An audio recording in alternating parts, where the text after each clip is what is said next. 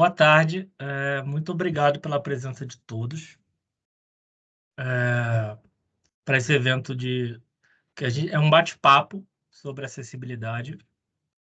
Eu vou começar pelo básico da acessibilidade, porque eu não sei se tem pessoas aqui que estão assistindo que têm problema de baixa visão ou tem alguma deficiência visual, não enxergam. Eu sou Marcelo Mazzini, sou Head de Design aqui na Kigo. Eu sou branco, estou de óculos, tenho barba, mas não muito grande, todo camisa cinza, um fone de ouvido bem pequenininho, daqueles que coloca dentro da orelha, e o meu cabelo é um pouco jogado para o lado, assim, liso e escuro. Aqui comigo estão o Jefté, que eu vou pedir para ele se apresentar agora. Oi, pessoal. Boas-vindas para todo mundo. Como a Alisson já mostrou, esse daqui é o meu sinal. É um J na orelha, por causa do alargador. Eu também fazendo minha autodescrição. Eu sou um homem branco, por volta dos 1,70. Já não tenho mais tanto cabelo, sou careca. O cabelo ele se concentra todo na barba, praticamente. Eu tenho uma barba escura, longa e bigode.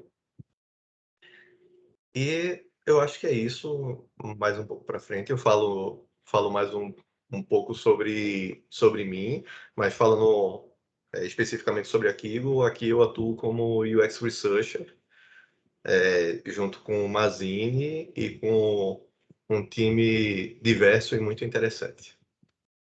Estamos aqui também como convidado especial o Alisson Dickman. Alisson, vai falar um pouco sobre você.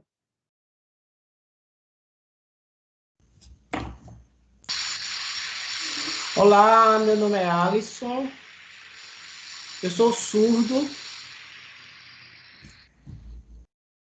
eu sou branco, tenho uma pele branca, tenho barbas e bigodes, estou com a camisa azul,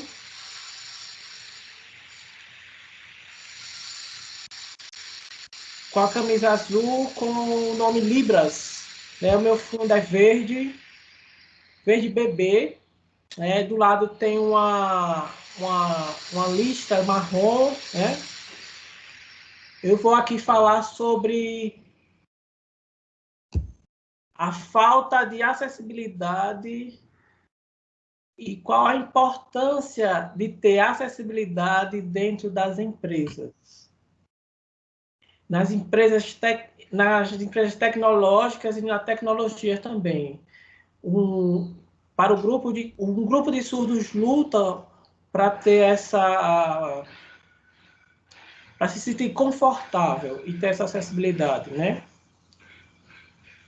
Quando for para começar, aí vocês me avisam que a gente começa a falar sobre o tema, e depois, se tiver alguma dúvida, algum questionamento, podem me perguntar que eu respondo para vocês. E o Alisson é coordenador de Libras na instituição Alfa, né, Alisson? Então, trabalha com educação para surdos, que é um tema que a gente também vai abordar hoje aqui. Desculpe, eu sou professor e coordenador da faculdade Alfa, que é esse o sinal, que é conhecido da comunidade surda como esse sinal, certo?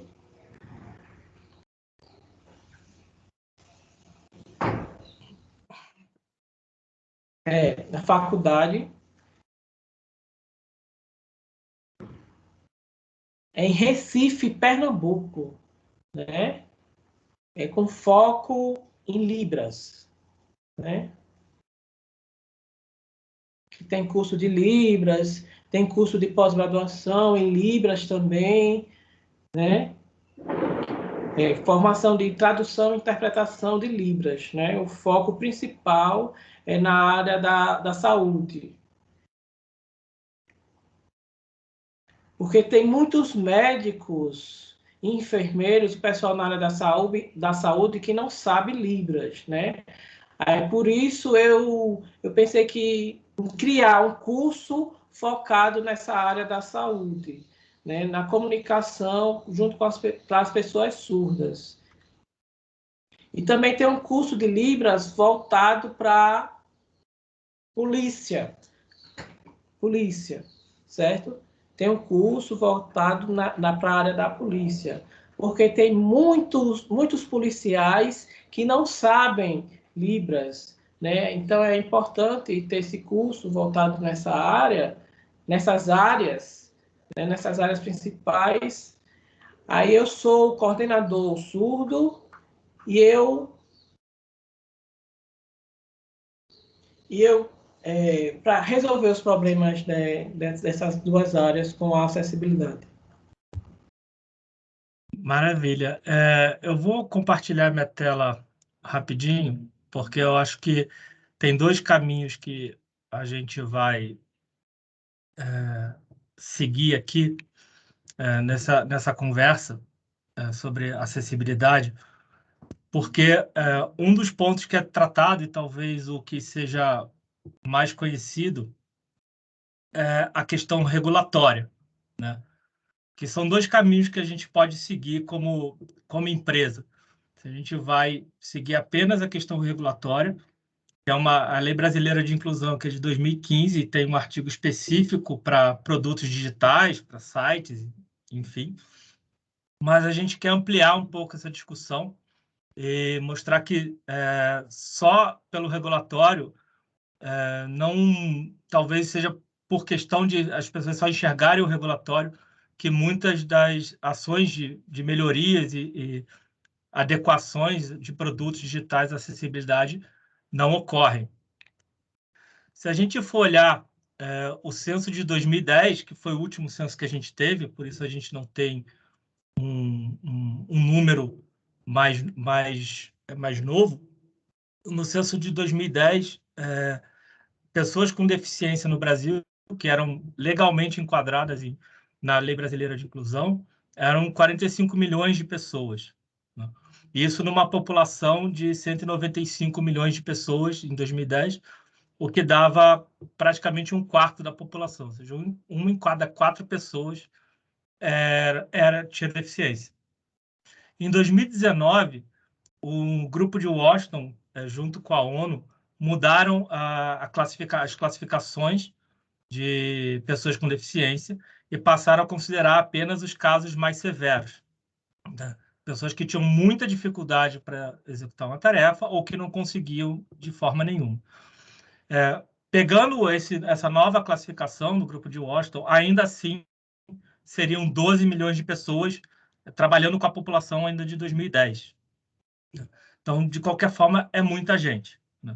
Então, se você olhar em relação à capacidade de cliente, de mercado, a gente está falando de muita gente. Quando a gente vai para a questão financeira, 23%, seguindo as diretrizes do censo de 2010, né?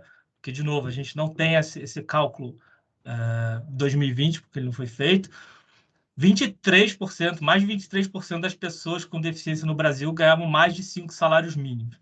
Então, a gente está falando de pessoas com muito poder de compra, pessoas que deveriam ser tratadas com um olhar mais de cliente, né? Pessoas que têm capacidade de consumo, têm capacidade de consumir serviços, produtos, e que elas não o fazem simplesmente porque não conseguem, porque os produtos não foram feitos pensando nesse mercado.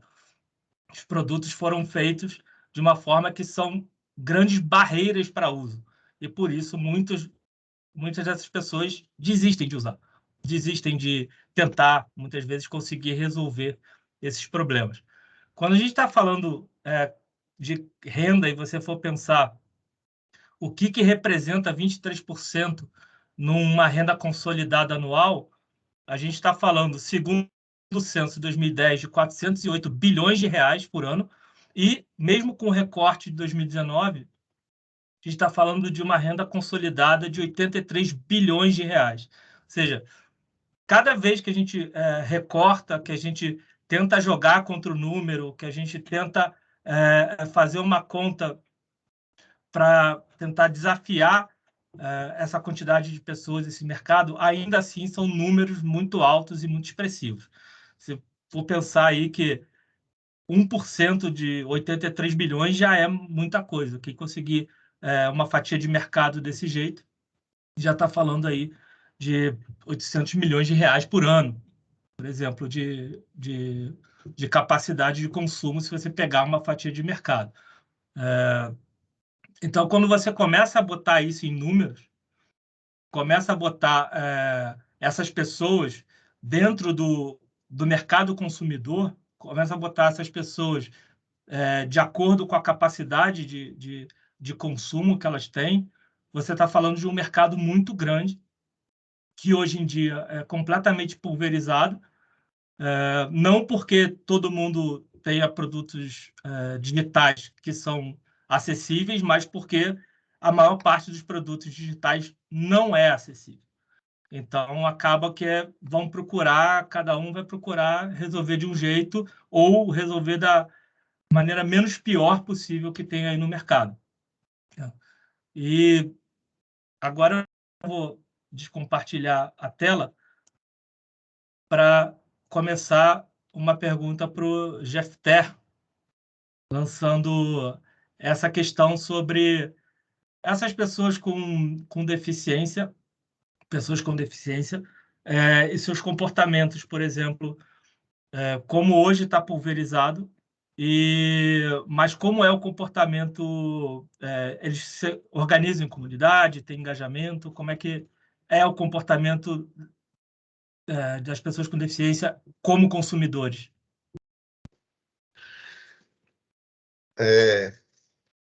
Bem, só para contextualizar um pouco do que eu vou trazer aqui, eu pude atuar, acho que por volta de 5 anos, eu atuei focado exclusivamente em pesquisas de acessibilidade voltadas para pessoas da comunidade cega, pessoas da comunidade de pessoas cegas, né, voltado para a comunidade de pessoas surdas e voltado para pessoas com limitação de movimento nos membros superiores e inferiores.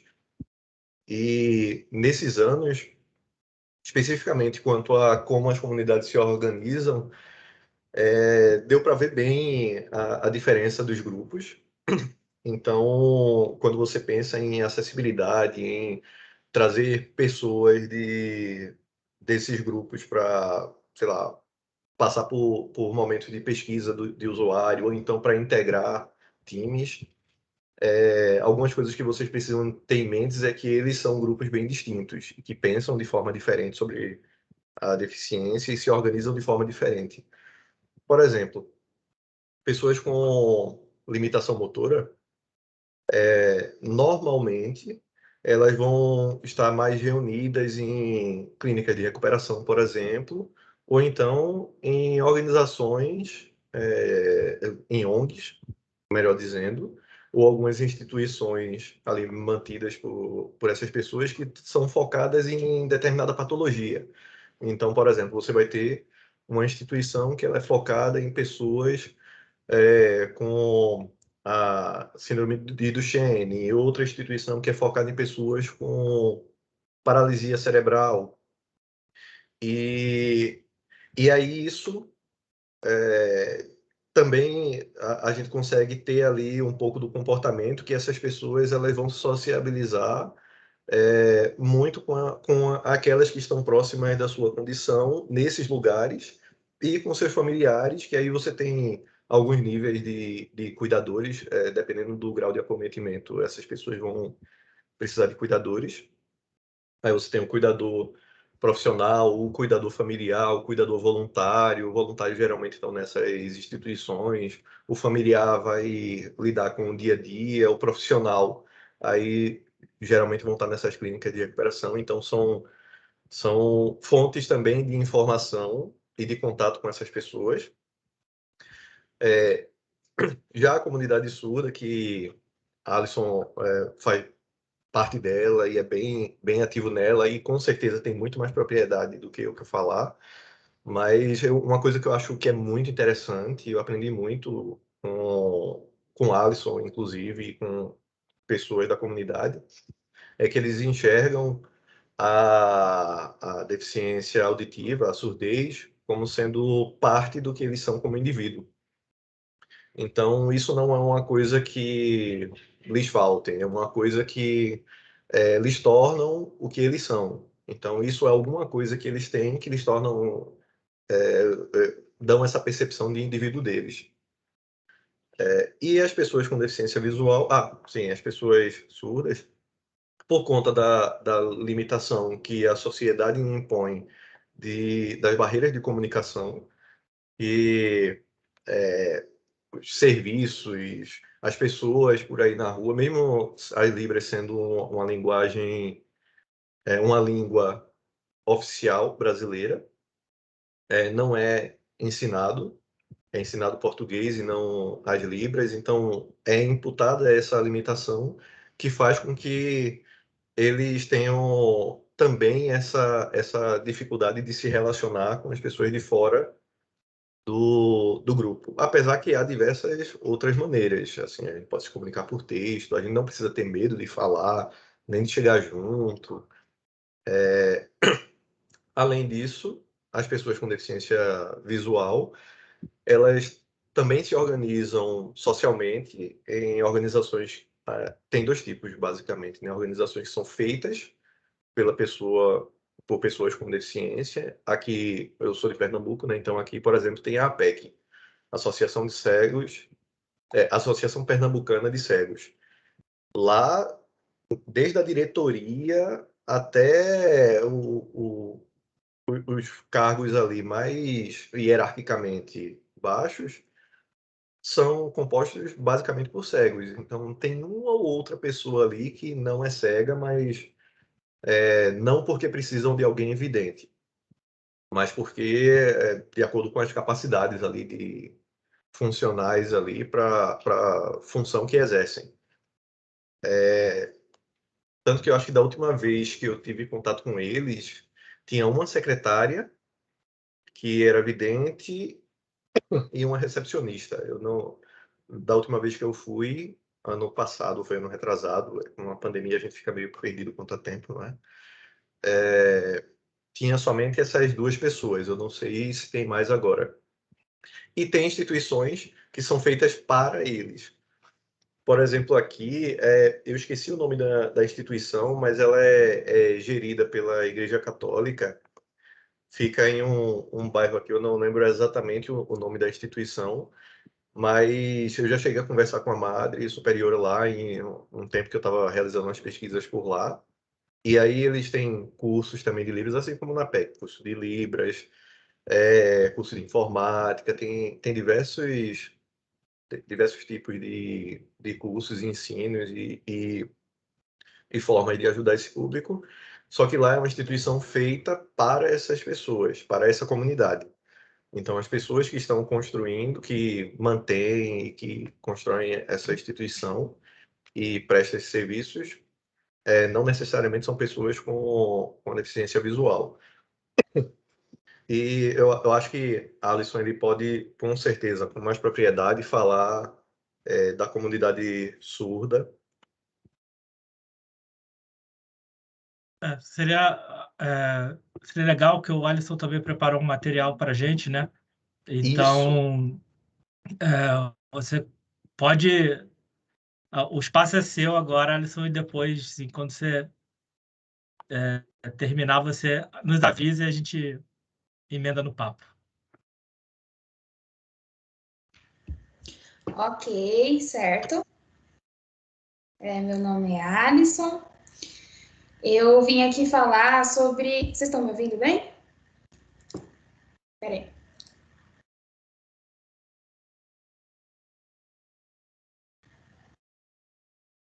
Eu vim aqui falar sobre acessibilidade, né? E também sobre como que é dentro da comunidade surda. Nossa comunidade surda temos algumas limitações, né, de comunicação na sociedade. Por exemplo, 59% dos surdos não sabe escrever, não sabe ler. 87% e 13% são surdos que sabem ler e sabem escrever. Então, isso é uma minoria, né? São poucos. Esses 87% são muitos surdos que não sabem escrever e que não sabem ler. Agora imagina como que eles conseguem se comunicar com toda a sociedade. Por exemplo, em lojas, para comprar roupas, em comprar alimentos no restaurante. Então, eles estão sempre junto com amigos, ouvintes. Por quê? Porque precisa dessa comunicação, né? Então, esse outro grupo de 13% já pode ir só, né? Porque vai para o hospital, vai para o médico, vai para as lojas, vai sozinho. Por quê? Porque sabe se comunicar na escrita, né? Na escrita e na leitura. Mas o que é mais importante? Todas as lojas ter acessibilidade para conseguir se comunicar com surdos.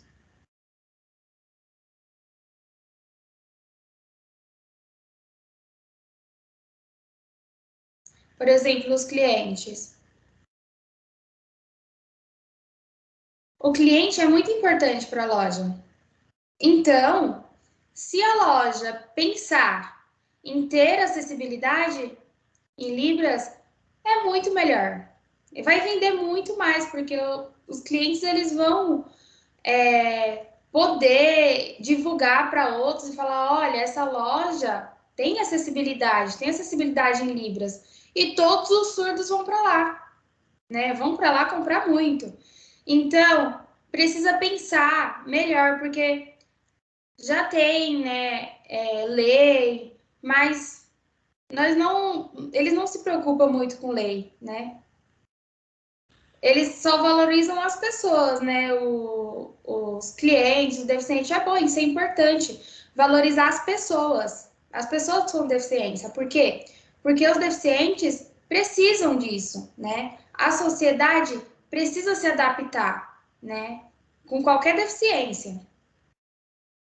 Eu já fui em dois lugares que fiquei limitado. Por exemplo, eu fui no hospital, no médico, e o médico estava usando máscara, né? E aí, como que eu vou saber conseguir fazer a leitura labial, né? Como que eu vou...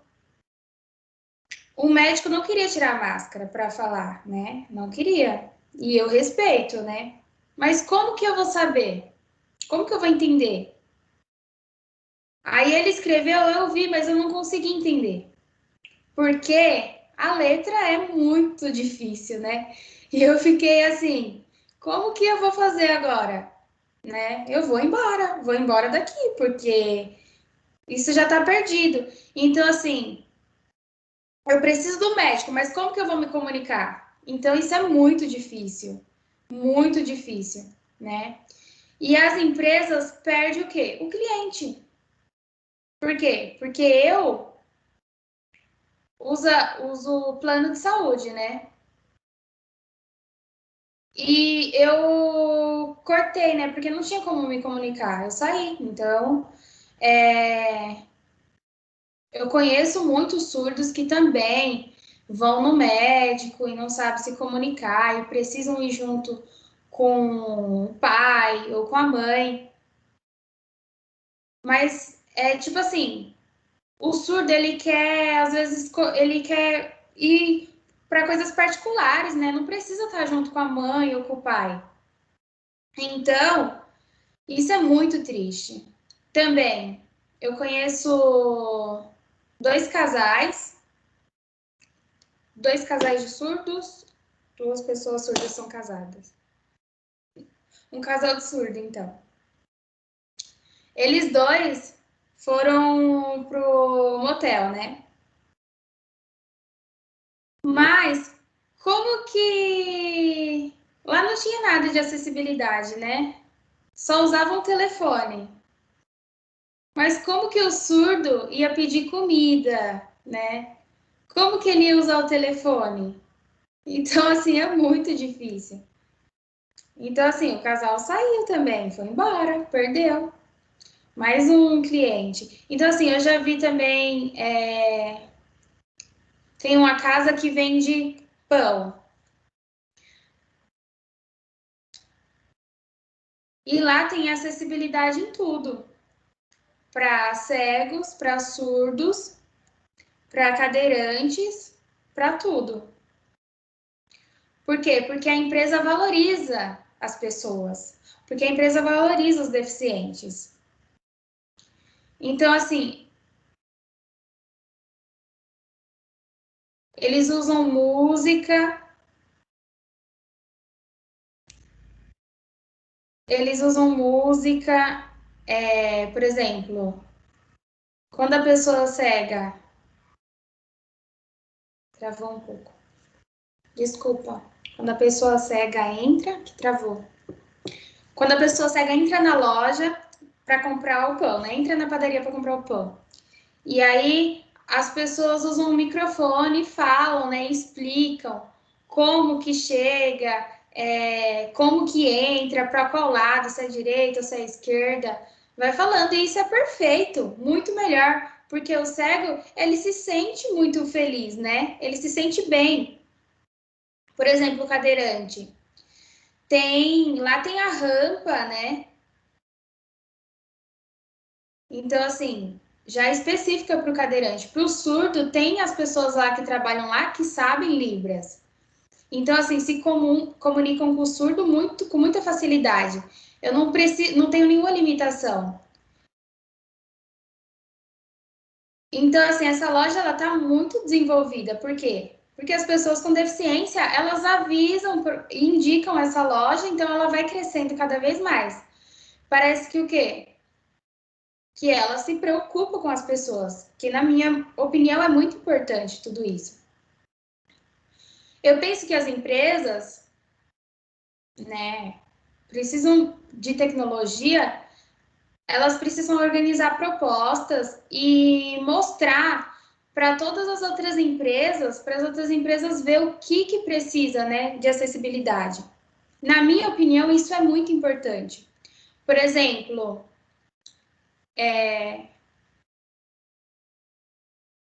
no bar. Por exemplo, no bar. Os surdos sempre vai no bar, né? E aí a gente vê lá o cardápio. A gente vai lá ver o cardápio, né? Aí a gente chama o garçom. O garçom vem. Aí como que a gente vai se comunicar? É muito difícil. É melhor o quê? Por exemplo, tem um cardápio no tablet. A gente vê, escolhe, aperta qualquer, manda e aí já chega o pedido pronto. Muito melhor, muito mais fácil. Por quê? Porque o surdo não precisa ficar ali limitado. É isso. Então, assim, todas as escolas é muito importante ter a disciplina de Libras, né, para incluir todas as pessoas. Mazini, deixa Oi. eu aproveitar o gancho aí. Algumas coisas que Alisson trouxe fazem a gente pensar muito. A primeira é que a gente está falando de clientes, a gente está falando de consumidores. Todas as falas de Alisson foram representando situações que ele passou e que que amigos passaram, todos como clientes de uso de plataformas, serviços, e que não estavam prontos para eles, então que não foram pensados para eles como clientes. Isso é uma coisa muito, muito importante. Teve um momento que a Alisson falou, a padaria é acessível, o surdo vai para lá, os surdos vão para lá, se na loja tem acessibilidade, tem Libras, os surdos vão para lá. Por que isso? Porque há esse senso de comunidade.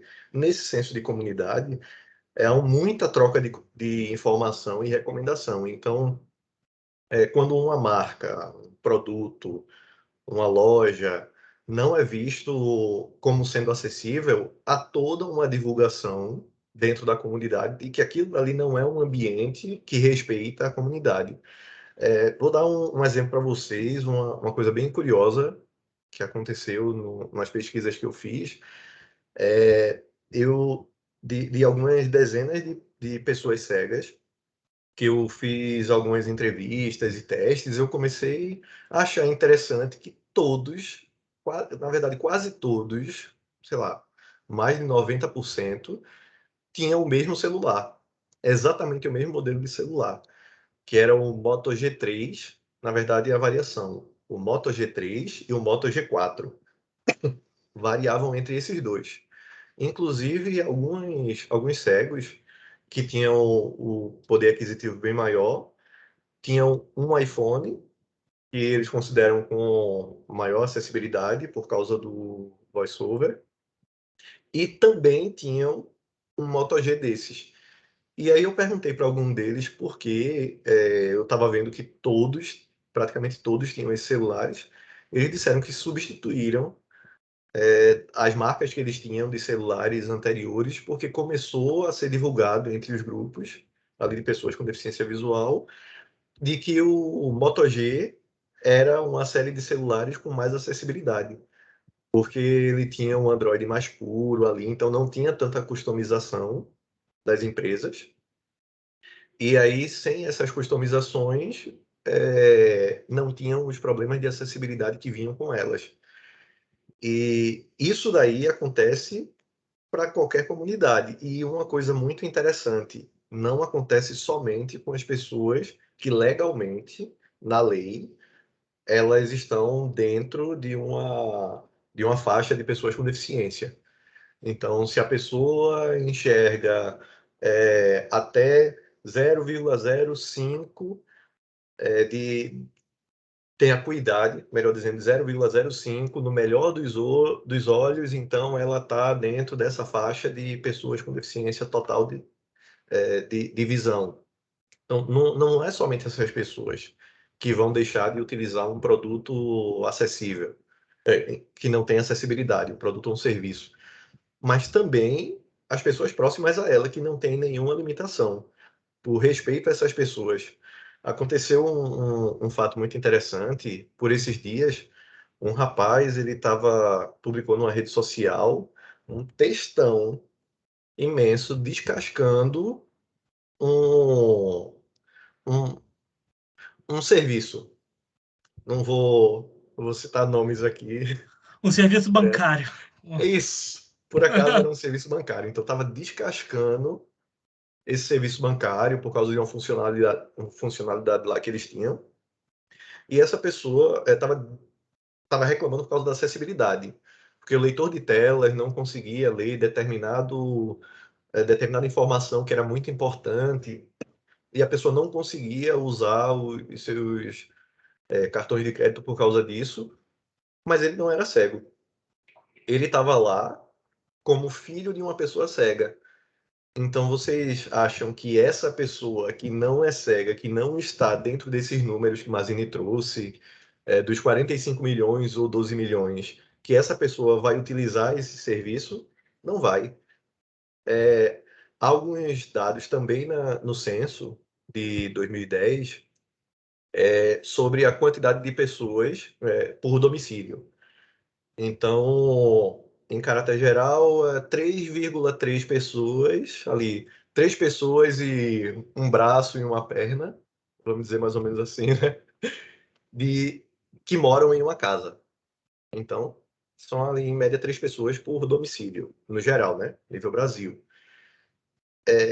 Então, você multiplica por 3 todas as vezes que você tiver uma pessoa com alguma deficiência na casa, você pode multiplicar aí os problemas de fidelidade com a marca, ou até de de aquisição de produtos e serviços daquela marca, com problemas de acessibilidade para esse morador, coloque mais 2 em cima dessa conta. Então, quando você pega foi 90 milhões, não foi, Mazini, de poder aquisitivo? 80 bilhões por ano. Desculpa, 80 milhões. 80 bilhões por ano, multiplique isso por 3, porque possivelmente é 3. Sim, e eu acho que é interessante, tanto no que você trouxe agora, como nas questões que o Alisson falou, né? Primeiro, a gente está falando de um público que é muito grande, um público que tem poder aquisitivo e poder de compra, que se comporta como comunidade, ou seja, tem um engajamento de comunidade. Então, quando algum produto atende a esse público, o público tende a aderir a esse produto, a esse serviço em massa, né? Da mesma forma como abandona um produto ou serviço em massa, por conta da falta de acessibilidade. Nos exemplos que o Alisson deu, a gente trazendo para o mundo digital, você imagina, com a pandemia, as empresas investiram serviço de saúde, o plano de saúde, por exemplo, que investiu em telemedicina, mas não investiu em telemedicina acessível. Olha quanta gente deixou de atender, né? A parte também de loja, os e-commerce estão acessíveis. Quanto essas pessoas não estão comprando em e-commerce e estão indo em loja física porque o e-commerce não está acessível. Você trazendo... E aí eu queria puxar, antes da gente entrar na parte do como é que começa a resolver, puxar para o Alisson, por exemplo, o porquê a comunidade surda, por exemplo, não utiliza a EAD, né? E começar com a pergunta se legenda resolve?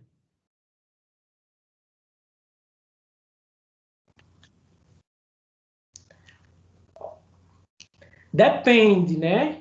Depende, né? Do curso. Tem legenda que não resolve, não dá. Eu vi que a maioria das aulas, a distância, EAD, a legenda não resolve. Como é que o surdo vai entrar na aula ou preste atenção no professor ou preste atenção na legenda, né? Um curso à distância, 100% à distância, né? O surdo, se for em Libras, o surdo consegue, sim, ok. Mas se não for com Libras, os surdos não conseguem, né?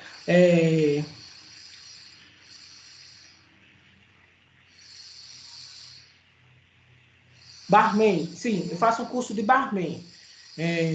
Eu comecei as aulas nesse curso à distância, esse curso de barman. Não tinha legenda nesse curso, mas eu sabia porque eles me mostravam como fazer os drinks, como fazer as coisas. Então, isso ficava mais fácil, né? Eu ficava observando e eu via como fazia, eu não fazia. O que botava no drink e o que não botava, né? Eu fiz esse teste e me adaptei. Para mim, a legenda, eu sei ler, então eu consigo acompanhar pela legenda, né? Então, consigo ver, consigo ter informação com detalhes, né? Se não tem legenda, fica ruim, né? É bom ter legenda. Os surdos que conseguem ler, né? Que conseguem ler, é bom ter a legenda também. Eu só esqueci uma coisa de complementar.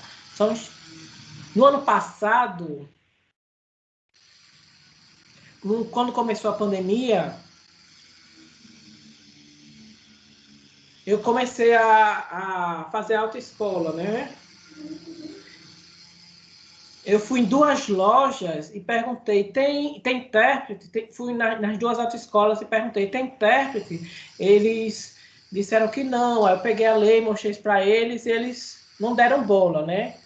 Aí eu falei que precisa de intérprete na aula, porque tinha surdo, né? E eles não deram muita atenção, né? Descumpriram a lei. Aí fui procurar na outra autoescola e perguntei: eu quero fazer aula. Aí não tem intérprete. Aí eu falei: tem 15 surdos, 10 a 15 surdos querendo fazer aula. Mostrei a lei, olha a lei aqui, leiam a lei.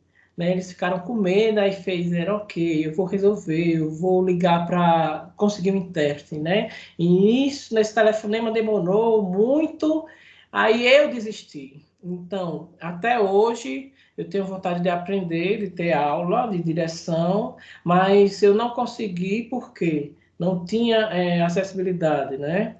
Eu comprei se eu comprar um carro, por exemplo, né, não tenho como dirigir, né? Precisa da verba, a empresa precisa contratar um intérprete para ter essa acessibilidade, né? Então eu não podia fazer nada, eu não podia pagar do meu bolso o intérprete e a autoescola, né? A autoescola que tinha que ter fornecido a acessibilidade. Mazini, antes de tu puxar, só a gente falou em banco, mas eu esqueci um dado muito interessante. A pesquisa que eu fiz, que terminou rendendo a titulação de mestre, foi com pessoas com deficiência visual, e alguns dos dados que eu coletei deles, eu achei um padrão ali interessante, e eram padrões sobre o tipo de coisas que as pessoas cegas, no caso, as que participaram da pesquisa, utilizavam no celular. Então, o que é que elas faziam no celular? Era um dado colateral ali que eu precisava para a pesquisa. E aí, dividi em 4 grupos: interação social, mídia e lazer, educação, financeiro e transporte. Sendo que interação social é aquilo que eles mais fazem, e financeiro e transporte é aquilo que eles menos fazem no celular. Dentro de interação social, o que eles mais fazem é trocar mensagens. Então, eu fiquei muito próximo de algumas dessas comunidades o tempo inteiro, conversando o tempo inteiro e trocando fotos. Então, assim, é a quebra de paradigmas e de preconceitos imensa participar dessas comunidades. E aí, troca de mensagens é o que eles mais fazem. E lá na ponta do que eles menos fazem é justamente acessar contas bancárias e fazer compras online. Eu até mapeei os aplicativos mais utilizados e os menos utilizados. Aí, novamente, não vou levantar aqui o nome deles, mas tem aí uma boa quantidade de bancos, que aí são os que realmente esse nicho aí, de compras online e acessar contas bancárias, é o que eles quebram muito o pau com questões de acessibilidade. Só trazer esse dado aí que a gente passou por banco, eu esqueci de passar isso. De novo, muito provavelmente por ficar preso à questão regulatória e não olhar como uma questão de mercado. Tem um mercado muito grande, um mercado que está sendo basicamente ignorado, porque acham que acessibilidade é apenas uma questão para cumprir lei, para evitar multa, mas se começar a olhar como uma questão de aumentar a fatia de mercado, acredito que a relação de acessibilidade pare de ser uma questão só normativa, mas sim com investimento, né? Eu vou investir em acessibilidade porque isso vai me dar retorno financeiro. Quando a empresa vira essa chave, muda tudo como a acessibilidade é tratada dentro dela. E aí, puxando como ela é tratada dentro dela, também um outro ponto que vale levantar é que a gente não pensa a acessibilidade também como aquele mundo utópico onde as empresas têm os times com uma ultra maturidade de design, de produto, e que existe aquele método gigantesco que você tem que seguir de ponta a ponta. Acessibilidade dá para conversar com o que você tem em casa. com o que você tem no seu time, com a sua capacidade de entrega, e você ir subindo isso ponto a ponto.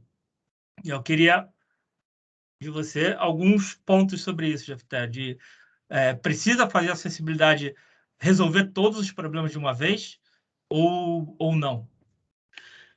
Então, acho que eu vou falar mais sobre isso, mas se eu pudesse resumir bem como pensar isso daí, implementar acessibilidade, é pensar como MVP, pensar como mínimo produto viável. Então, o que é que você faz com o MVP? Você não constrói o produto por completo, a sua solução, seu aplicativo, seu site, seu serviço por completo, depois dele estar 100% completo, você entrega. Não. Você entrega partes dele, que essas partes juntas fazem um produto ali, com uma entrega ali mínima de valor, para que você, com o tempo, vá agregando. Se você pensa em implementação de acessibilidade dessa forma, você consegue fazer isso independente do cenário. Você tem um cenário de um time que você é o famoso equipe, né? Você tem um guerreiro lá, batalhador, designer, que numa empresa que não tem cultura nenhuma nisso, não tem cultura de produto, não tem cultura de usabilidade, não tem uma cultura de acultura para essas coisas. Não sei nem se isso existe, mas a situação existe. Não sei se existe o termo. Mesmo assim, você consegue implementar. Em primeiro lugar, faça o que você tem com o que você tem. Você não precisa fazer diversos cursos, você não precisa pagar diversos cursos e esperar muito tempo para você implementar alguma coisa. Existem materiais que são públicos, existem alguns tipos de materiais, tipos de ferramentas. Não é o ideal, claro, não é o ideal. Por exemplo, guias de acessibilidade, existem diversos por aí. Então, se você trabalha com Android, você tem o guia de acessibilidade Android. Se você trabalha com Angular, você tem lá um tópico de acessibilidade explicando o que é que você faz para deixar o seu código acessível. Além disso, você tem as normas. Como o Mazini mostrou nos slides, o artigo 63, ele bate justamente em produtos digitais que eles atendam diretrizes internacionais de acessibilidade. Quando a gente fala isso, automaticamente a gente pensa em WCAG 2.1 atualmente. Ele está para ser atualizado para o 2.2, mas ainda não foi. Isso é a norma. Traduzindo, o que é norma? É o mínimo que você faz para você não dizer que você não está fazendo nada e para você não ser multado, não levar a martelada de alguma instituição. E dependendo da norma, você receber alguma chancela. No caso do WCAG, você tem os níveis de conformidade A, AA e AAA. Você chegando até o AA, você recebe essa chancela, você está dentro de uma normativa, você não é multado, vamos dizer assim, você não está infringindo essa lei, mas de qualquer forma ainda não vai ser o suficiente. Como eu disse, norma ela tem um limite. Então, pense da seguinte forma: todas essas normas, guias e ferramentas, elas não vão ter uma coisa que é muito importante para qualquer produto e serviço, que é muito, muito importante: contexto. Nenhuma delas vai respeitar o contexto da sua solução. Nenhuma delas foi feita para o contexto da sua solução. Então, é por isso que elas não são suficientes, elas são um pontapé inicial. Já está publicado, tem ferramentas que vão fazer alguma verificação rápida ali, alguma validação rápida dessas diretrizes. O próprio W3C, que é a WCAG dele, tem um link lá de ferramentas com da última vez que eu vi estava com 162, mas eles sempre estão atualizando ferramentas que estão em algum nível ali de validação de acessibilidade. Há plugins que você pode ter no Firefox, no Chrome, que você também pode avaliar os sites. Além disso, uma coisa que eu quero frisar quanto às ferramentas.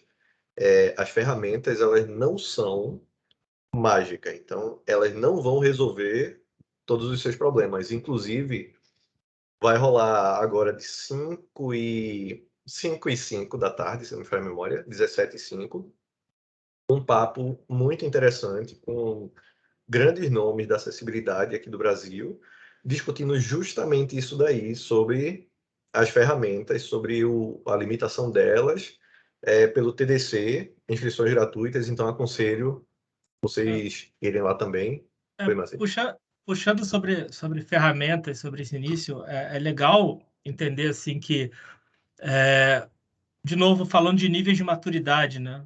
Para que isso não seja um bloqueador das pessoas fazerem e adequarem o produto para acessibilidade ou fazerem produtos melhores.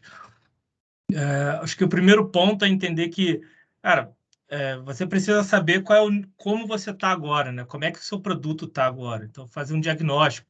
E, cara, passa a ferramenta. Você sabendo que ela vai pegar no máximo uns 30%, 35% dos problemas,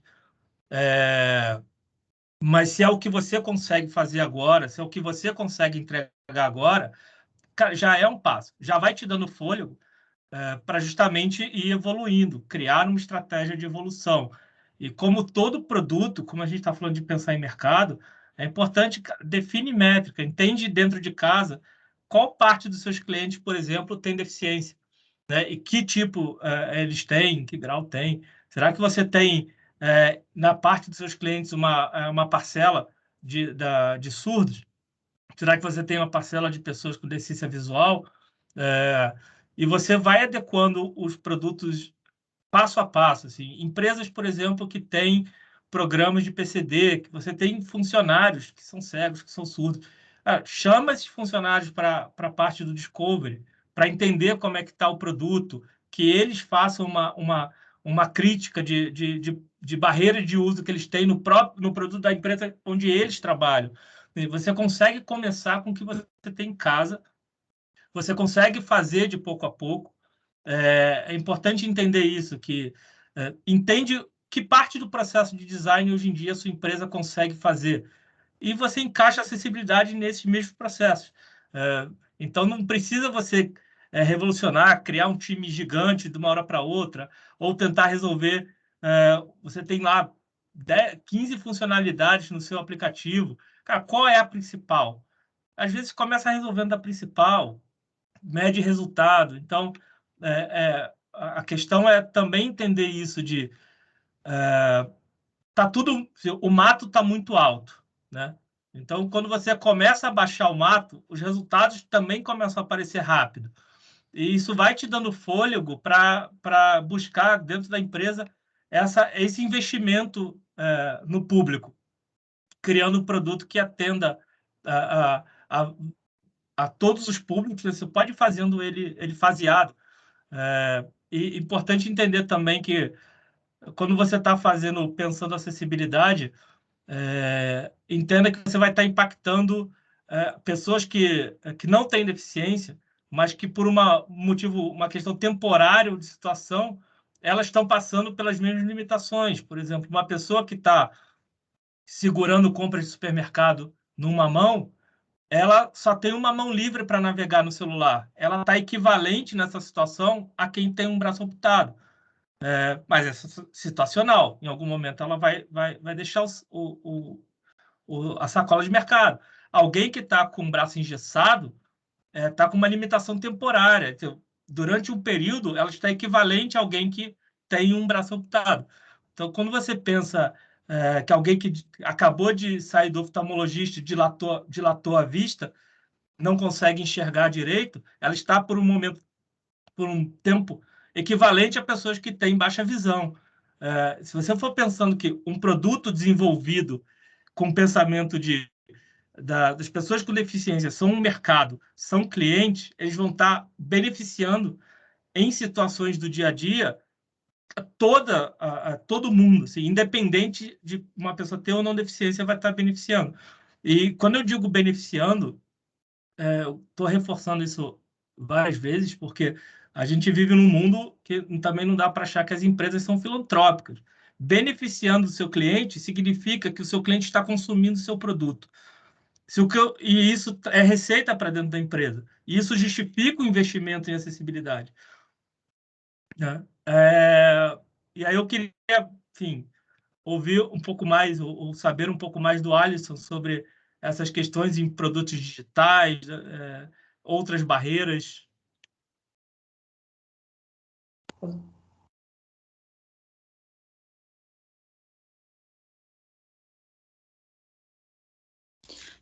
Então, peraí. Tá me vendo? Pode começar. Depende, né? Depende do que precisa ser usado. Por exemplo,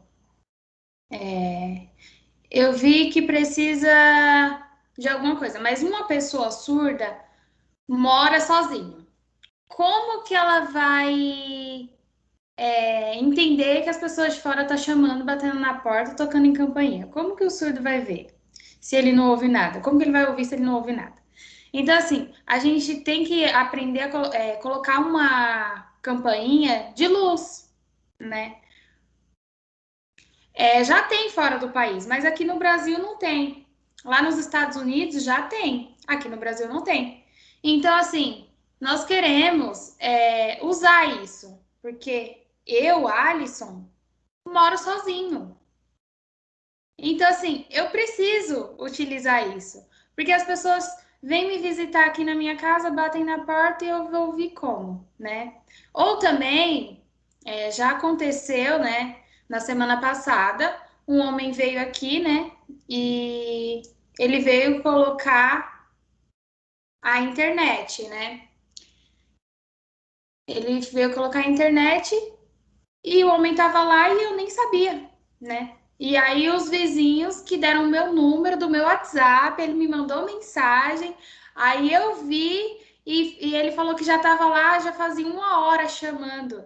E aí eu pedi desculpas, né? Eu não ouço, então não sabia de nada.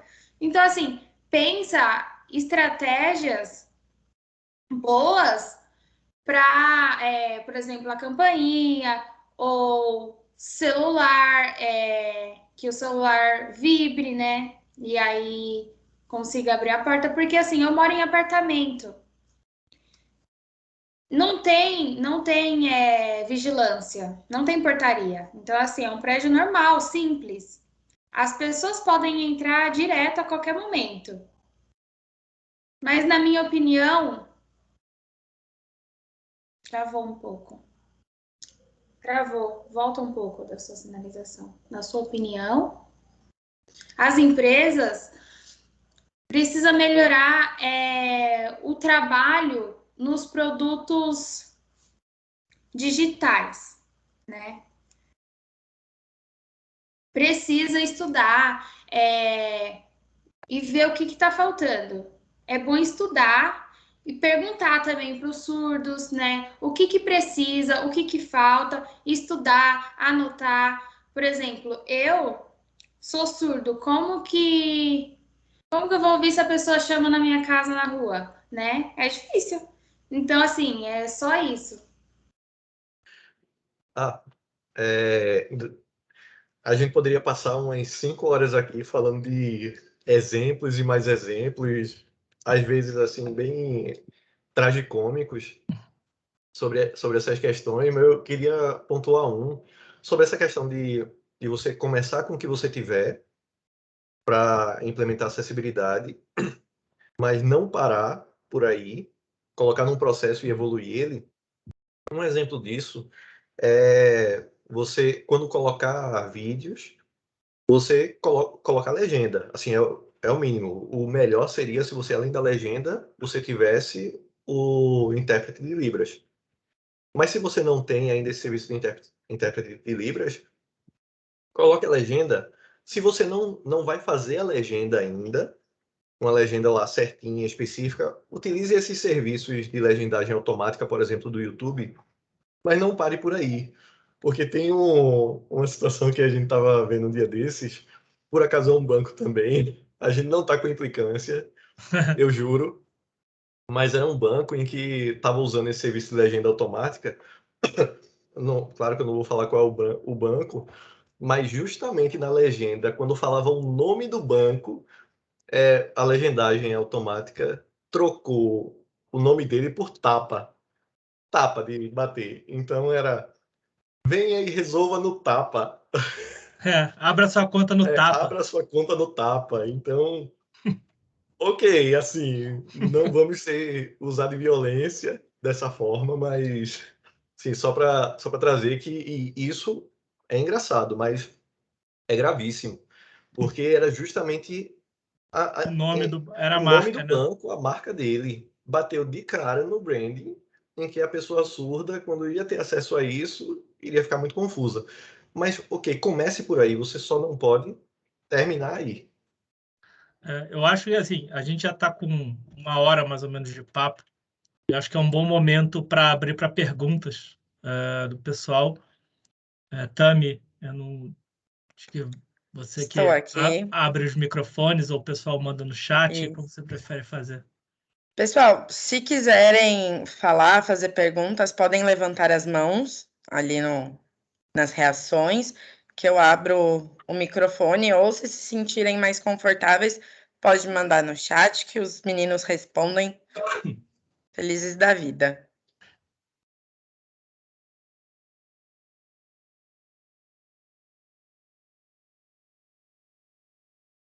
Acho que a Lígia levantou a mão.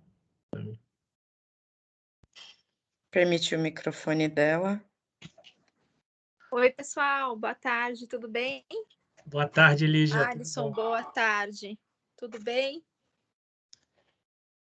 Eu sou a Lígia, trabalho numa instituição financeira, provavelmente nesse banco Tapa que vocês estão falando. Ai, meu Pelo nome, eu estou Deus! fazendo uma associação. Eu toco um grupo de acessibilidade para a jornada do colaborador, porque é algo que a gente percebeu que a gente se preocupava muito com o cliente externo e ainda tinha oportunidades para a gente trabalhar para o nosso próprio colaborador, né, dentro de casa.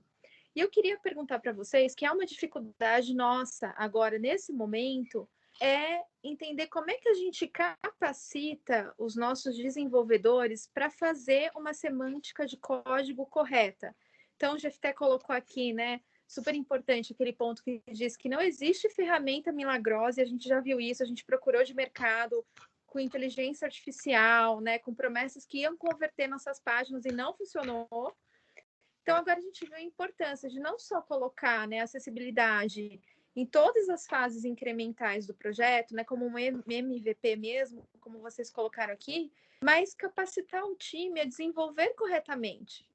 Aí a gente está com dificuldade de encontrar cursos, né, literatura sobre isso. Vocês têm algumas dicas para passar para a gente? Então, Lígia, em primeiro lugar, em primeiro lugar, na verdade, parabéns por vocês já estarem olhando para isso, para essa questão. Com certeza o retorno vai vir, porque tem um público imenso aí, só esperando para ser cliente de vocês. E isso é um trabalho de formiguinha e de aculturamento. Por que eu digo isso?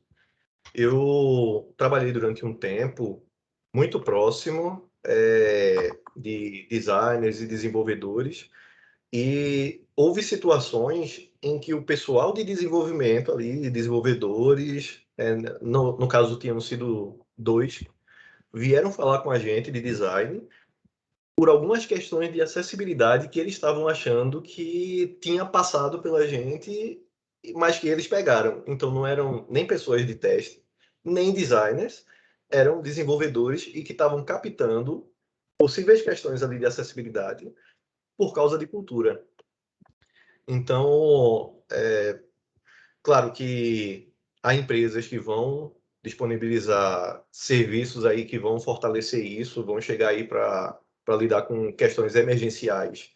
E, em paralelo a isso, com treinamentos, aculturamento, acompanhamento. A Kiggle também faz isso.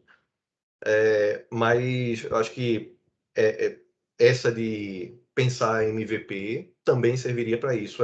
Começar no pouco ali de aculturamento, materiais e pessoas. A gente tem bastante. Uma coisa que eu sugeriria, focado em dev, o pessoal realmente comer no café da manhã os guias de acessibilidade das linguagens que estão utilizando. Nem sempre é uma linguagem. Por que isso? Por exemplo, passei um tempo trabalhando com WP. E também passei um tempo, eu fui desenvolvedor em uma vida passada, há muito tempo atrás, parece que foi em outra vida, de Android. E eles têm perspectivas totalmente diferentes de implementar acessibilidade. Até entre Android e iOS, eles têm perspectivas diferentes. Um é muito voltado para o conteúdo, o outro muito voltado para as formas e posicionamentos.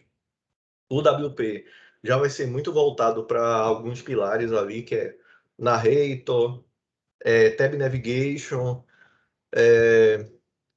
Dark Mode e High Contrast. Então, cada linguagem e cada guia dessas linguagens vai ter ali algumas especificidades. Então, o mínimo que você poderia ali começar pensando ali no MVP, né? Deixa eu começar com o que eu tenho, com o que está na minha mão e com o que dá para eu fazer. Documentação de acessibilidade das linguagens que eu utilizo. Pronto. Essa é a primeira coisa. Em paralelo a isso, aí é um trabalho, de fato, de aculturamento. Às vezes a empresa não vai ter braço para isso, aí pode contar com outras empresas.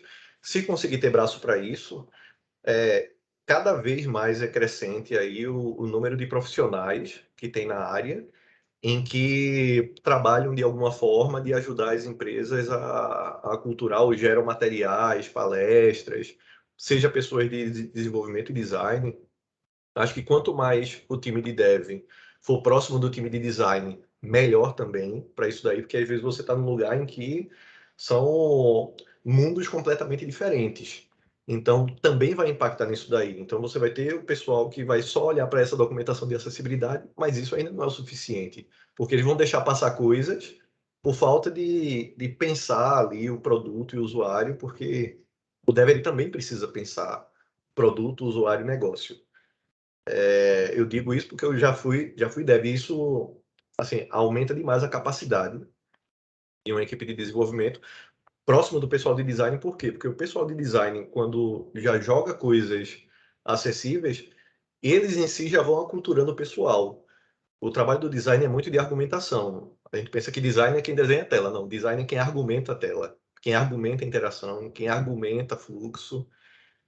O desenhar é o que vai colaborar de alguma forma ali com que a pessoa implemente, mas o que vai fazer com que ele compre a coisa e entenda o porquê está fazendo, os devs, por exemplo, e testers, é a argumentação. Então, esse argumentar acessibilidade no dia a dia aí dos times próximos, com um time que está ali de olho na documentação, faz todo sentido aí. Então, acho que isso é começar com o que você tem. Daí para frente, aí você vai escalando. Em algum momento, você vai ter até pesquisa para você ir além de norma, por exemplo, além das normas.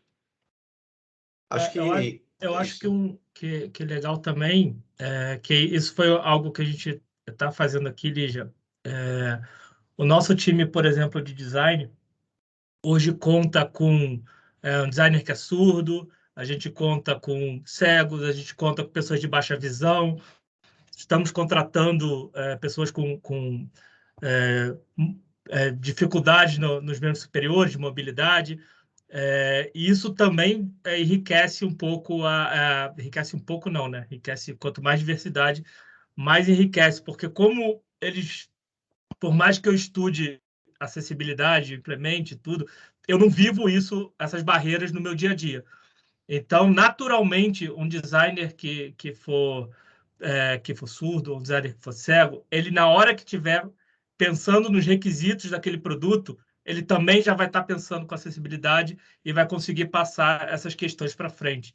Então, ter também pessoas com deficiência no time isso com habilidades mesmo de desenvolvedor, de designer, de QA, também é algo que enriquece e ajuda que o conhecimento se mantenha ali na empresa, porque acaba tendo turnover. Você vai treinar um desenvolvedor, daqui a algum tempo sai, entra um novo que não sabe acessibilidade. Então, quando você consegue construir também uma camada de conhecimento permanente dentro da empresa, esse turnover acaba não impactando em quebras de acessibilidade futura também.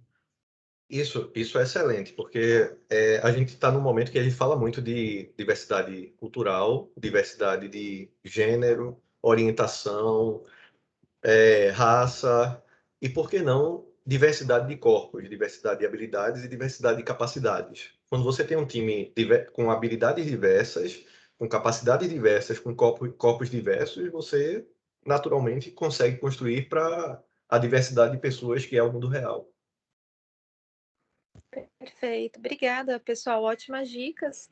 A gente percebeu essa necessidade mesmo de diversificar o time, né, um pouco mais. Então, na comunidade que eu coordeno, no ano passado, nós tínhamos uma pessoa com deficiência e agora a gente tem maior orgulho de dizer que somos em 9, né? Então, ainda é tímido, né, essa mudança, mas a gente espera que no futuro próximo a gente tenha uma diversidade maior ainda. Obrigada pelas dicas, mais uma vez. Obrigado a você pela pergunta, e é isso aí. A questão é começar e evoluir. E sempre o importante é não travar o começo. Meninos, eu acredito que seja a Ale, perguntou como é que faz UX Research entrevistando pessoas surdas. É isso, é a Ale. Oi, Ale. Ale eu conheço. Bom você por aqui, Ale. Então, eu fiz algumas pesquisas na comunidade surda. A Alisson participou de algumas delas e me ajudou muito, mas muito mesmo. Em primeiro lugar, identificar onde está a comunidade. Então, alguns lugares que são muito prováveis de ter a comunidade é você ir pelo viés da educação. Alisson, ele é coordenador, já falou, do curso de Libras, da pós de Libras, numa instituição que investe bastante em acessibilidade aqui em Pernambuco. Quando eu achei Alisson, parecia que Alisson era iluminado, veio um raio de sol assim por cima de Alisson, porque através dele a gente teve acesso a diversas pessoas, ele ajudou muito isso, nesse sentido, da gente ter usuários. E, além disso, ajudou bastante com o intérprete.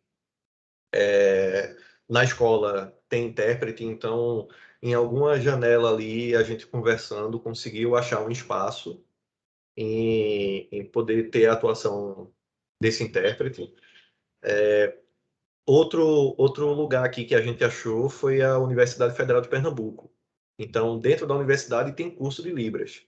É claro que é um nicho, ainda é nichado, porque você indo pela educação e cursos superior, pós, você tem ali pessoas com um nível de educação mais elevado, mas a começar por aí, e aí você pode ir diversificando a partir do contato com essas comunidades. Por exemplo, com o contato do pessoal da UFPE, eu consegui contato com pessoas de Caruaru, pessoas que sequer estavam em universidade, porque era amigo, era parente. A comunidade ela é muito organizada. A comunidade de pessoas surdas é muito organizada, social e politicamente. Então, de início, pode ser que haja um pouquinho de entrave, mas é até você achar aquelas pessoas que vão lhe ajudar a andar com isso. Tanto que teve uma pesquisa em particular que eu demorei 4 semanas para fazer o recrutamento. Foram 4 semanas para ter usuário, para começar a ter usuários para pesquisa. E era só entrevista. Então, essas 4 semanas foi a gente tentando, falando aqui, falando ali, falando aqui ali. Mas eu até entendo. Imagine que você tivesse algum tipo de condição quaisquer. não importa, renda, alguma renda específica, algum tipo de moradia específica, local específico, não sei, que lhe deixasse enquadrada dentro de um nicho. E todas as pessoas que fossem até você fossem meio que para puxar de você algo, não fossem para trazer alguma contribuição, para trazer alguma ajuda. Iria chegar um tempo em que você iria ficar resistente. Então, o que acontece é você não desistir. Isso é que não pode acontecer. Quando a gente achou a Alisson e achou a coordenadora do curso de Libras de lá da UFPE, a coisa andou muito mais, porque foram pessoas que abriram diversas portas. E hoje em dia, não só a Alisson ou ela, mas tem outras pessoas que a gente pode entrar em contato. Acho que é mais isso, você identificar, para a comunidade surda, acho que educação é um caminho quase certo. E aí se você tiver parceria com o intérprete, melhor ainda, porque é uma forma de você até respeitar a comunidade, de você proporcionar uma forma de comunicação com ela, com a comunidade, né? E aí você entra mais fácil. Depois disso, assim, não tem mistério. É utilizar sua metodologia, o objeto de pesquisa, as perguntas de pesquisa, porque, assim, com certeza vai trazer muita coisa, porque é uma comunidade, assim, espetacular. Legal. O Pedro Paulo tinha levantado a mão, mas aí ele baixou, então eu não sei se ele ainda quer fazer a pergunta dele. O seu microfone está liberado, Pedro, se você quiser fazer qualquer pergunta. E a Ale agradeceu ao GFT.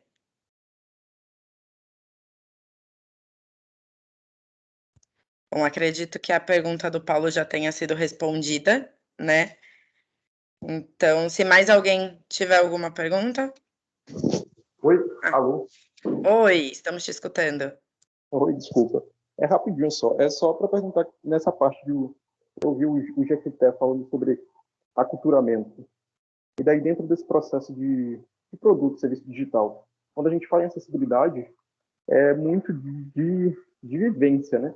Cada pessoa vai apresentar uma característica, não tem como a gente mapear tudo. A WCAG, ela mapeia boa parte das boas práticas, mas ela não contempla tudo. Tanto que ferramentas automatizadas, elas não cobrem tudo. E daí, como é que poderia ser esse processo de aculturamento? Sabendo que nunca a gente vai conseguir mapear tudo, né? Sempre vai ter que ter uma pessoa ali que diga como é que funciona. Então, Pedro, grande abraço para você, Pedro. O Pedro também conheço ele, muito gente boa. E está focado aí fazendo um trabalho muito massa dentro de acessibilidade. Cara, quanto a aculturamento, eu acho que algumas das coisas que a gente pode usar, algumas das coisas que a gente falou aqui.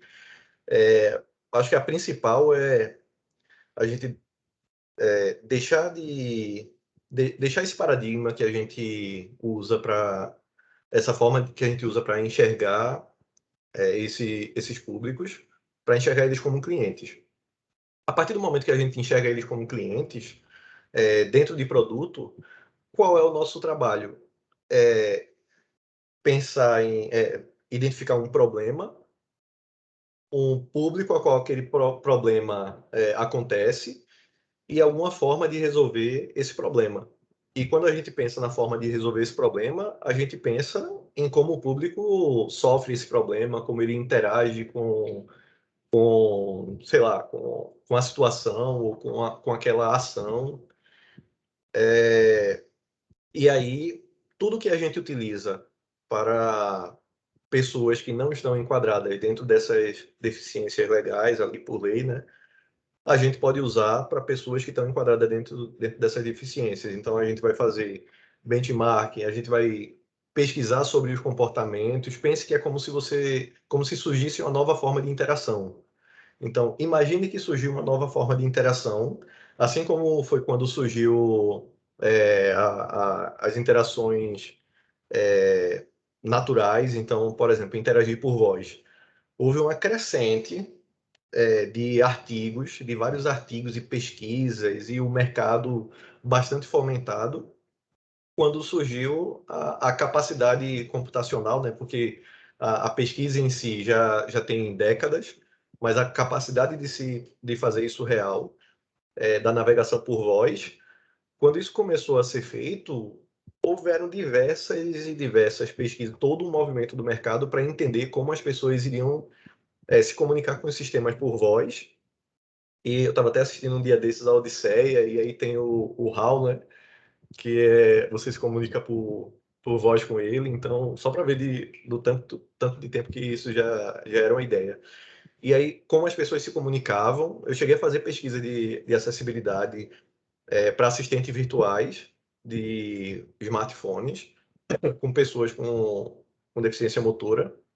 Então, eu cheguei a fazer teste de usabilidade com pessoas que não movimentavam os braços, por exemplo. Então, você entender como a pessoa vai interagir com o sistema e como o sistema deve se comportar para atender às necessidades da pessoa.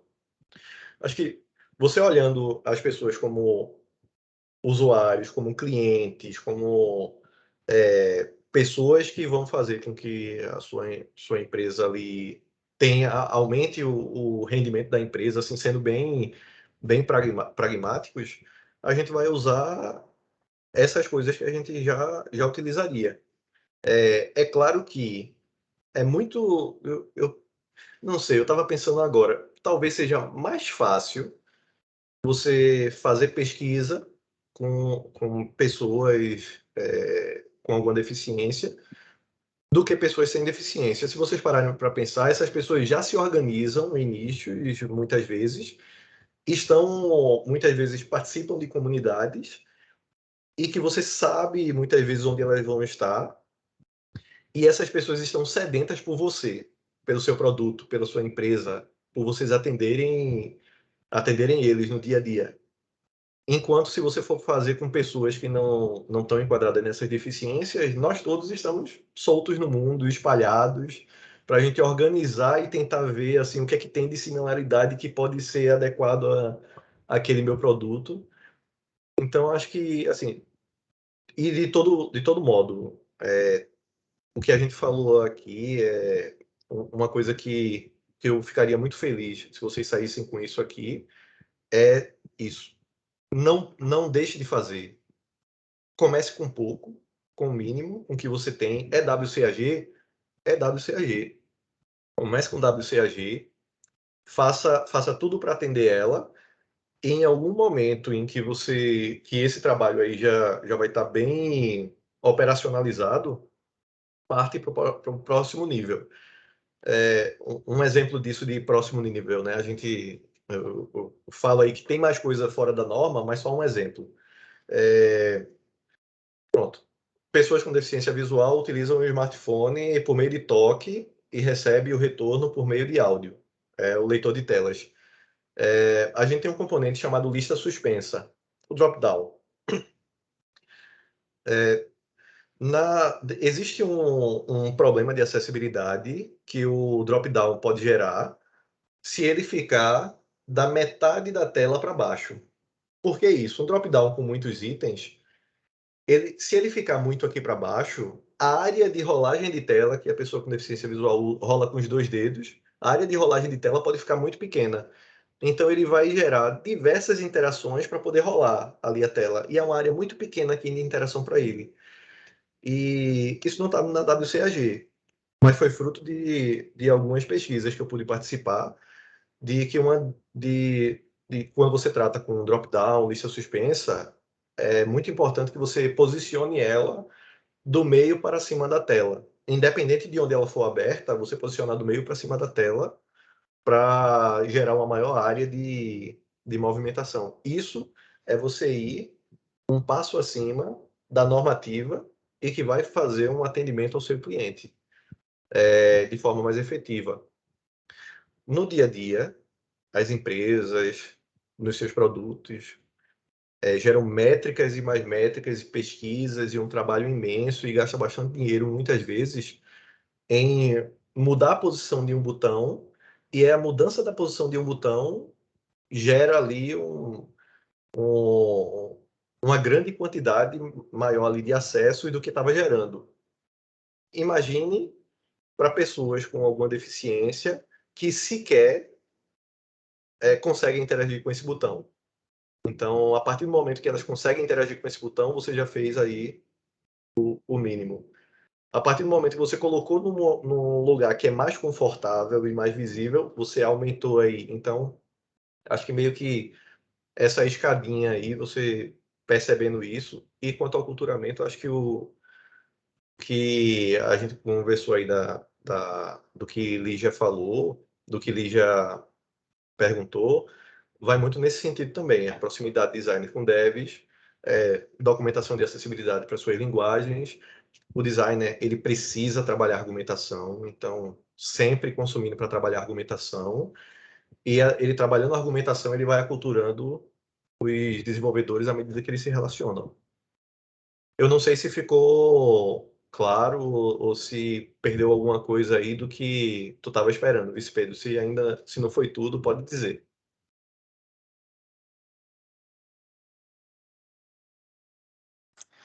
Disse que perfeito.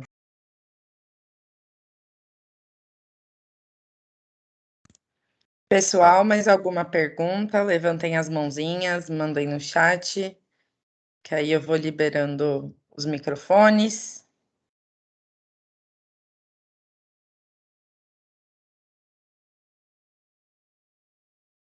Gustavo levantou a mão. Já está liberado.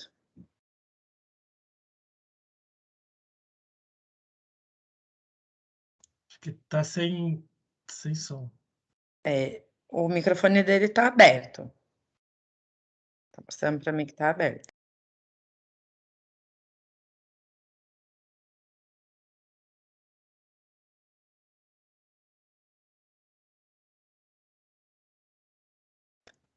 Ele vai mandar pelo chat.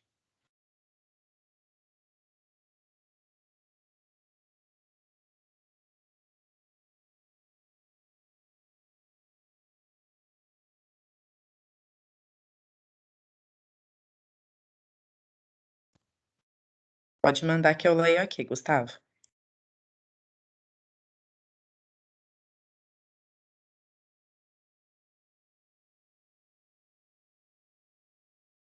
Suspense. Sim.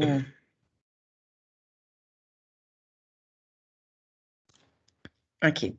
Eu falei com o GFT nessa semana sobre acessibilidade. Terminei um curso de UX Design e estou querendo tomar os próximos passos direcionados para essa área.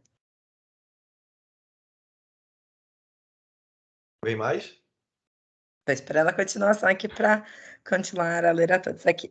Minha dúvida é ouvir mais de vocês, recomendações e boas práticas enquanto júnior. Ah, massa, Gustavo. E aí, tranquilo contigo, né? Então,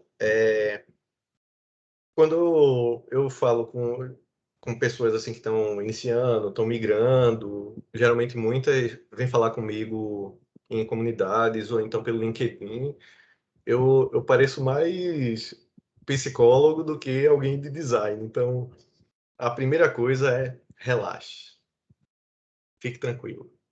Existe aí um mundo de coisas aí e oportunidades de aprendizagem, de aprendizado, mas você não precisa focar em tudo de uma só vez. Pode ir com calma. O mercado eu acredito, né, vai se manter aquecido durante um bom tempo. Quanto à acessibilidade, especificamente, o que eu poderia dizer é que sempre considere esse público quando você vai pensar em algum público. Sempre. Porque, na realidade, esse público ele sempre vai fazer parte do público, independente de qual seja a área, qual seja a solução, qual seja o produto ou problema que você vai estar querendo resolver. Tem mais ou menos ali, bem a grosso modo, viu? Para a gente tentar ser rápido. Bem a grosso modo, tem ali duas formas ali de você colocar pessoas com alguma deficiência, pessoas que necessitem legalmente de produtos acessíveis dentro do seu público. Um caso é quando você já tem o produto e você está com você identificou que há de fato uma emergência ali de acessibilidade. Meu Deus, meu produto não tem acessibilidade, as pessoas estão reclamando. Ou então, uma coisa mais grave do que as pessoas não estarem reclamando. Ninguém está falando nada sobre acessibilidade sobre o meu produto. Isso é mais grave ainda. Se ninguém está falando, você tem lá milhões de usuários, não tem uma reclamação de acessibilidade, pode ser que ninguém que precise de acessibilidade esteja conseguindo acessar seu produto. Então, isso é mais grave ainda. Aí você, beleza, estou na emergência. Então, a primeira coisa que eu vou fazer vai ser avaliar meu produto com ali apenas pessoas com alguma deficiência. Beleza. Já o outro caso, que é mais o caso ali de você estar, sei lá, em Product Discovery, por exemplo. Você está ali no Discovery, em pesquisa ali mais exploratória, definindo o produto, ainda não está em lançamento nem nada. Todos os momentos em que você for olhar para o público, para o público-alvo ali do seu aplicativo, pessoas entre 18 e 35 anos que moram em zonas urbanas, fazendo um recorte bem louco aqui, que não representa muita coisa assim, mas só para você entender. Dentro desse público, você vai colocar também pessoas com alguma deficiência. Quando a gente pensa eu como pesquisador, né, eu não tenho como não pensar em pesquisa. Quando você pensa em olhar para públicos e talvez momentos ali que você precise conversar com o público ou avaliar algum produto com o público, a gente faz isso com o que a gente chama de amostra. Então, o que é uma amostra? É uma representação de um universo amostral. Então, dado todas as pessoas brasileiras que moram em zona rural, isso é um universo amostral, aí você vai tirar uma amostra. Aí você precisa das características desse universo amostral, que é, por exemplo, a porcentagem entre homens e mulheres, se fizer sentido, faixa etária, renda, moradia e por aí vai. Você vai fazendo definindo essas características que são importantes para a definição do universo amostral, as porcentagens dessas características, e você vai exercer as mesmas para a sua amostra. Então, o mais básico é, se você tem uma amostra de 10 pessoas, você precisa ter ali em torno de 6 mulheres e 4 homens. 5 mulheres e 5 homens tá meio arriscado, mas ok. Mas seria bom ali 6 mulheres e 4 homens, se a gente for pensar em gênero. Então, a sua amostra deveria ter isso. Se nós temos 1/4 da população brasileira que possui algum tipo de deficiência, a sua amostra deveria ter 1/4 dessas pessoas também. Então, acho que o que você poderia talvez olhar agora, assim, para esse seu momento específico, é que sempre que você for considere pessoas com alguma deficiência dentro das suas amostras, dentro do seu público-alvo. Porque eles são. E eles deveriam ser seus clientes. Eles gostariam. Se eles não forem seus clientes, eles vão ser do concorrente.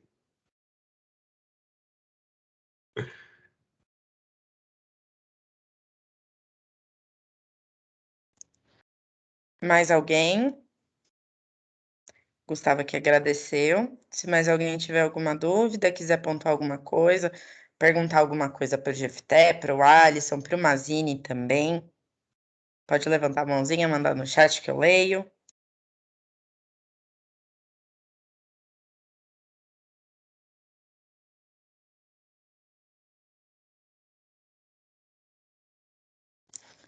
Eu acho que não, então Marcelo pode fazer sua conclusão. Eu queria agradecer muito a presença de todo mundo que ficou até essa hora. Um bate-papo assim no meio do dia. É legal a quantidade de gente que apareceu. Isso mostra o interesse, e só das pessoas e as empresas começarem a ter gente dentro delas que tem esse interesse, já é uma evolução muito grande da gente como sociedade. O Jeff até falou se vocês saíssem só com isso aqui, para mim já era maravilhoso. Assim, para mim, se a sementinha da parar de pensar pessoas com deficiência de uma forma normativa e começar a pensar como cliente que tem poder aquisitivo, se essa pulguinha já entrou atrás da orelha de vocês, para mim já é um grande ganho, porque, na verdade, foi isso que movimentou a virada do UX dentro das empresas, que está movimentando as pessoas entenderem de fato que botar o cliente no centro não é só você botar uma frase lá na parede que o cliente está no centro, é você entender e pesquisar e entender quem ele é. Então, você passar esse passo além de, tem um público muito grande aí que eu não estou atendendo e quem atender primeiro vai pegar boa fatia desse mercado. Então, isso, sair com essa pulga atrás da orelha, para mim, já é uma grande vitória. E exatamente, Ale, esse é o ponto. As empresas se movimentam de acordo com o retorno financeiro. Então, vamos mostrar para eles que o retorno financeiro compensa o investimento, que aí todo mundo sai ganhando. As empresas saem ganhando, as pessoas com deficiência saem ganhando, e as pessoas que não têm deficiência também saem ganhando, porque os produtos vão ser melhores. Então, é um ganha-ganha para todo mundo. E eu queria aí deixar todo mundo feliz. Eu queria deixar o espaço para o Alisson fazer os comentários dele e depois o Jefté para a gente encerrar.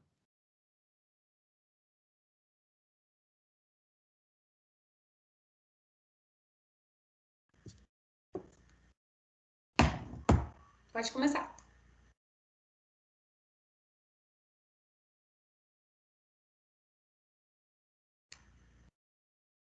Ok.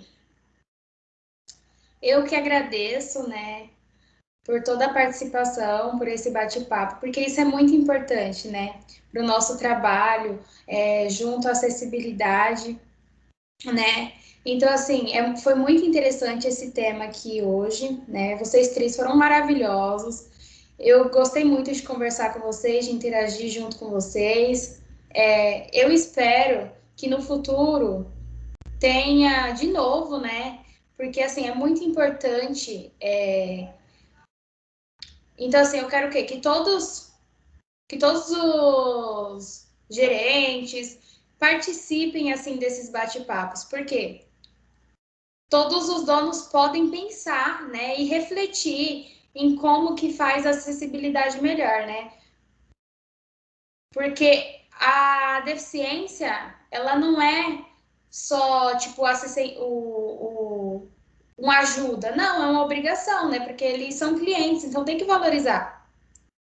O nosso mundo precisa se adaptar às pessoas com deficiência. Então, assim, muito obrigada mais uma vez a todos vocês e parabéns à equipe pelo trabalho e o preparo incrível que teve por todo esse bate-papo. Parabéns. Obrigada. Eu agora? Você agora, Jefté, com suas considerações. Então, falar sobre acessibilidade me faz muito bem, me faz feliz, e estar numa empresa que visa isso, que proporciona isso, não só também numa frasezinha fora, né? Assim, de destaque no marketing, mas de dentro da empresa a gente vê isso. Eu me sinto muito agraciado, e poder participar de um momento como esse, ter pessoas aí que estão focadas nisso, que estão pensando acessibilidade, estão querendo aplicar isso no seu dia a dia, querendo aplicar nos seus projetos, nas suas empresas. Isso me deixa muito feliz. Então, eu acho que é um movimento muito crescente em que eu não vejo fim para esse movimento, e não só daqui, Igor, não só de vocês que estão aqui, mas por onde eu olho há esse movimento de pensar mais em acessibilidade. O quanto eu puder contribuir para fazer isso, eu vou ficar bastante feliz. Se quiserem me acessar em algum outro momento, bater um papo, conversar, saber um pouco mais, ou então simplesmente para a gente chorar junto. Às vezes a gente se junta para chorar junto mesmo. Eu também preciso desabafar com alguém. Então, é só chamar. E Alisson, cara, muito, muito obrigado mais uma vez. Pessoal, em nome da Kigo, a gente agradece muito vocês terem vindo, terem participado. E assim que tiver um outro evento, fiquem ligados nas nossas redes, que a gente vai estar divulgando.